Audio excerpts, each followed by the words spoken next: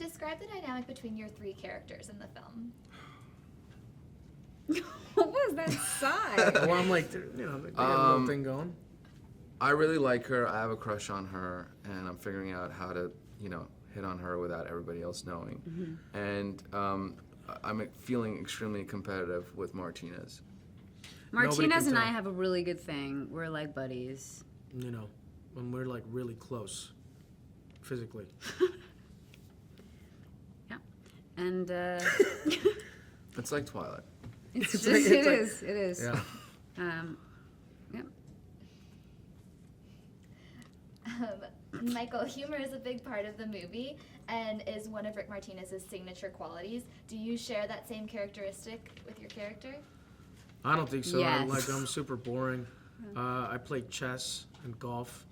I'm like an old white man. Seriously.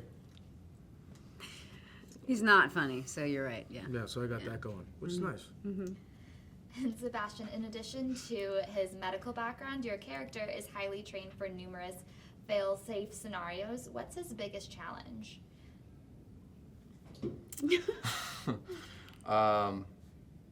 Owning up to the responsibilities, multitasking. Yeah.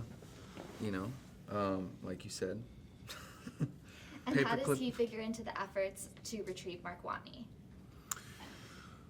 Well, he's just sort of a Commander Lewis's mercy, so however she directs him. I mean, he's conducted a lot of spacewalks, and so he has background in that, and I think that's kind of where he comes in, is to sort of handle the situation outside of the ship, whereas these guys are more locked into the cockpit, and he's on the outside of the ship.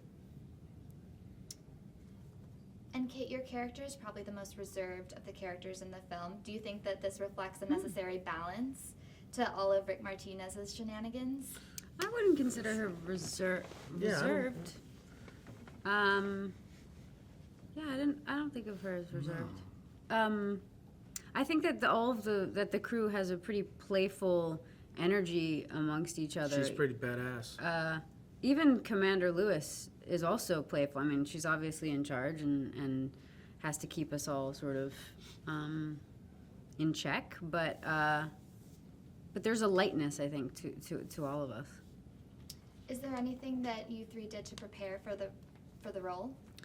I did a lot of Google searching different words that I did not understand, and I just spent a lot of time looking up different, scientific things, and I spent a lot of time on the NASA website as well. Yeah, I mean, the internet basically was the best go-to at the time that we had available. Just, looking at other movies like The Right Stuff and things like that, Apollo 13, all those were really helpful. And in the film, your characters bring specific things to space. Jessica's character brings disco music. You guys bring happy days. What would you bring to space if you had to go? Food?